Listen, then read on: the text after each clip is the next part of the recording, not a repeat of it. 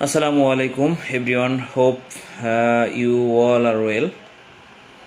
Today I will discuss about present continuous tense.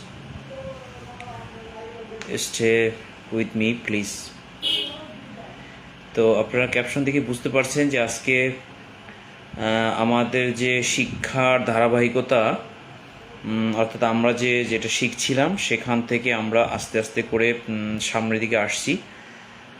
অর্থাৎ আমরা গত ক্লাসে শিখেছিলাম প্রেজেন্ট ইনডিফিনিট টেন্স, এখন আমরা শিখব প্রেজেন্ট কন্টিনিউয়াস টেন্স। তো আসলে যারা লাইভে দেরিতে জয়েন করছেন বা তারা হয়তো বা প্রথম থেকে ক্লাসটি যখন দেখবেন তখন আপনারা এই সম্পর্কে বিস্তারিত একটি সম্যক ধারণা পাবেন। আশা করি যারা